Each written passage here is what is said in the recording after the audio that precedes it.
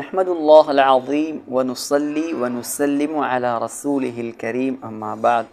அன்புநிறைந்த அல்லாஹ்வின் நல்லடியார்களே, ஸல்லல்லாஹு அலைஹி வஸல்லம் சய்யிதுல் கௌனைன், ஈருலகத்தின் தலைவராக வந்தவர், ஹாத்தமுன் நபியீன், நபிமார்களுக்கெல்லாம் முத்திரையாக வந்தவர், உலகத்தில் உயர்ந்தவராக கருதப்படக்கூடியவர், போற்றப்படுபவர், புகழப்படுபவர்.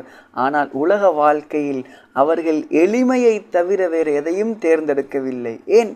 அல்லாஹ் அவர்களுக்கு கொடுக்கவில்லையா? அல்லாஹ் கேட்டான், நபியே, மக்காவில் இருக்கக்கூடிய அத்துணை மலைகளையும் உங்களுக்கு தங்கமாக்கி தரவா என்பதாக கேட்டான்.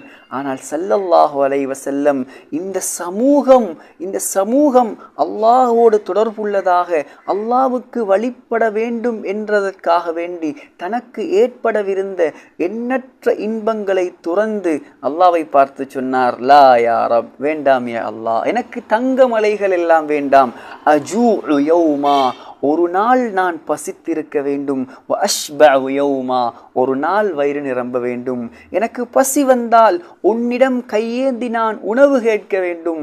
நான் வயிறு நிறைந்தால் உன்னை புகழ வேண்டும் என்பதாக சொன்னார்கள். எனவே கண்ணியமானவர்களே, நபிகள் நாயகத்தை போல் நம்மால் வாழ முடியாவிட்டாலும் வீண் விரயம் இல்லாமல், ஆடம்பரம் இல்லாமல், படாடோபம் இல்லாமல், அல்லாஹ்வுக்கு வெறுப்பான வழிகளில் எம்முடைய சொத்து செல்வங்களை செலவழிக்காமல் அல்லாஹ்வுக்கு பொருத்தமாக வாழ்வோம். அல்லாஹ் நம் அனைவரையும் பொருந்திக் கொள்வானாக.